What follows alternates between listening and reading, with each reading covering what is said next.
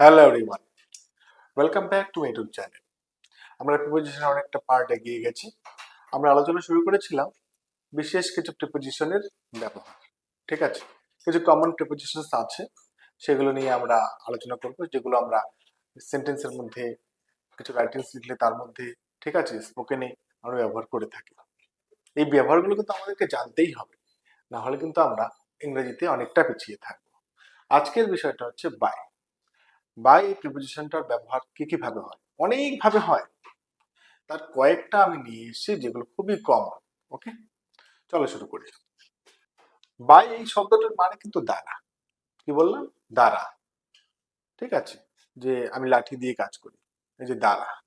ঠিক আছে, আমার বন্ধুকে দিয়ে কাজটা করালাম, এই যে দ্বারা।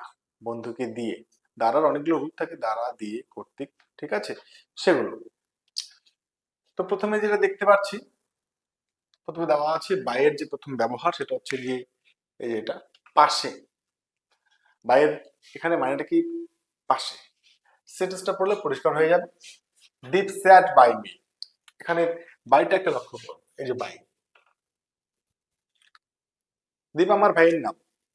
দীপ আমার পাশে বসেছে। স্যাট মানে বসেছে, এটা একটা পাস্ট ফর্ম সিট ভার্বের। ওকে, আমরা এখানে বুঝতে পারছি, যদি এরকম অবস্থা আমাদের কাছে চলে আসে, পাশে কেউ বসে আছে, তখন আমরা কিন্তু কি ব্যবহার করব? বাই।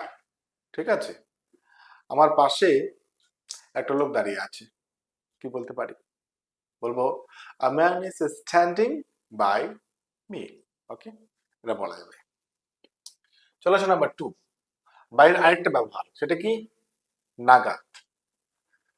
মানে 6টা নাগাদ, 7টা নাগাদ, আমরা সময়ের ক্ষেত্রে এই নাগাদ কথাটাকে ব্যবহার করে থাকি। এটাকে অন্যভাবে আমি একটা লিখে রেখেছি, সেটা হচ্ছে কি? কাছাকাছি সময়। ঠিক আছে, কাছাকাছি একটা সময়ে যদি নির্দেশ করে থাকি, তখন কিন্তু আমরা বাইরে ব্যবহার করি। যেমন he will return by 5 p.m.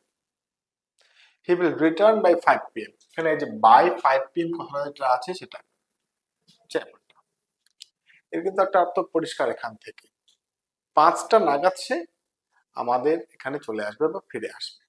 ঠিক আছে, তো এখানে 5টা নাগাদ বলা হয়েছে, 5টাকে কিন্তু অতিক্রম করে যাবে না।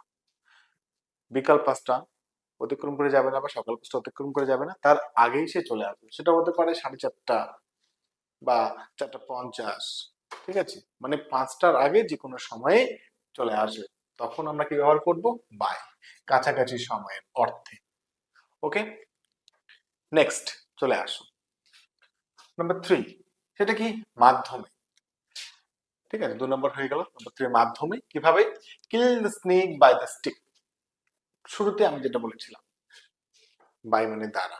এই তো দ্বারা থাকেই, তার অনেকগুলো মানেও আছে, আমরা একটা একটা করে জানছি এবং পরিষ্কার হয়ে যাচ্ছে বিষয়টা। সাপটিকে হত্যা কর কে দিয়ে? লাঠি দিয়ে, বাই দা স্নেক। মানে কোনো কিছুর মাধ্যমে, লাঠির মাধ্যমে আমি সাপটিকে মারবো, তখন কিন্তু বাই চলে আসবে।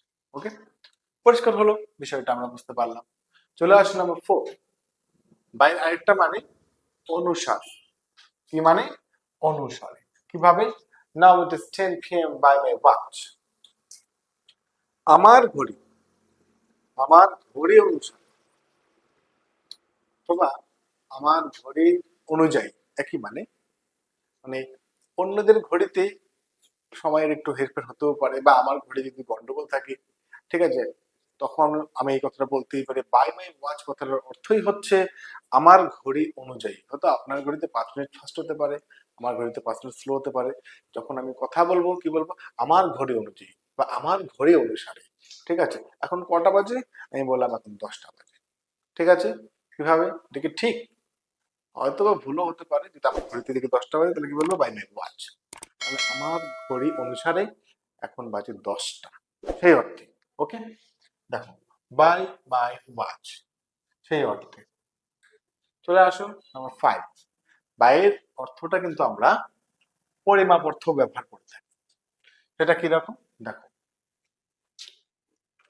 Hour dining table is 4 feet by 2 feet. দৈর্ঘ্যে হচ্ছে কি 4 ফুট, আর প্রস্থে বা পাশে হচ্ছে কি 2 ফুট, সেই অর্থে। এত বাই এত, এই কথাটা কিন্তু আমরা সবসময় শুনে থাকি। আমাদের বাড়িতে যদি মিস্ত্রি চলে আসে কোনো কিছুর হিসাব দেওয়ার জন্য, উনি কিন্তু বলে এত বাই এত, এত বাই এত। ঠিক আছে, বাই কথাটা তিনি কিন্তু বলে, ঠিক আছে, একদম সঠিক বলে। ঠিক আছে, সেই সেটা একটা পরিমাপ, সেই পরিমাপের অর্থে আমরা সেটা ব্যবহার করে দেখি। 4 ফিট বাই 2 ফিট, এই যে এই যার লক্ষ্য করো, এই যে বাই, ঠিক আছে, 4 ফিট বাই 2 ফিট, মানে একদিকে হবে 4 ফিট, আরেক দিকে হবে 2 ফিট, এই অর্থে। এরকম যতগুলো কেস চলে আসবে, সিচুয়েশন চলে আসবে, সেক্ষেত্রে কিন্তু আমরা বাইয়ের ব্যবহার করব। ওকে, চলো নাম্বার 6 কি বলেছে, শপথ করা বা কারো নামে, এই কথাটাও কিন্তু আমরা বলে থাকি। একটু লক্ষ্য করে দেখো, you swear by God that you would never tell a lie. এখানে বাই গডটাকে লক্ষ্য করো, তাহলে বিষয়টা পরিষ্কার হয়ে যাবে। বাই গড, ভগবানের নামে। বাই ইয়োর মাদার, তোমার মায়ের নামে, তুমি তোমার মায়ের নামে শপথ করো। ঠিক আছে, you swear by your mother, এরকম অর্থে। তুমি তোমার বাবার নামে শপথ করে বলো যে তুমি এই কথা বলনি বা তুমি এই কাজটা করনি।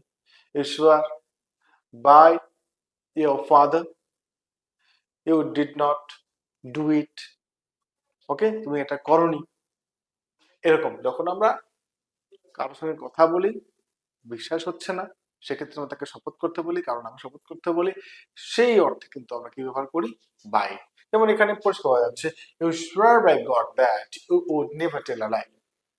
ঠিক আছে, তুমি ভগবানের নামে শপথ করেছিলে, এই যে শোর শব্দটা হচ্ছে গিয়ে পাস্ট টেন্স, আর সোয়ার হচ্ছে গিয়ে প্রেজেন্ট টেন্স। তা পাস্ট টেন্সটা আমরা অতীতকালে ব্যবহার করব। ঠিক আছে, তাহলে আমি কি বললাম, ভগবানের নামে তুমি শপথ করেছিলে যে তুমি কখনো মিথ্যা কথা বলবেন না। ঠিক আছে, এই অর্থে। তাহলে আজকে আমরা পার্ট 17-এ, প্রিপোজিশনের পার্ট 17-এ আমরা বুঝলাম বাইয়ের কি কি ব্যবহার আছে। বাইয়ের আরো অনেক ব্যবহার আছে, সেগুলো আমরা পরে প্র্যাকটিস করতে করতে শিখে যাব। এর পরবর্তীতে আরো কিছু কমন প্রিপোজিশনস আছে, সেগুলো ব্যবহার আমরা জানবো। Okay, that's all for today. Thank you.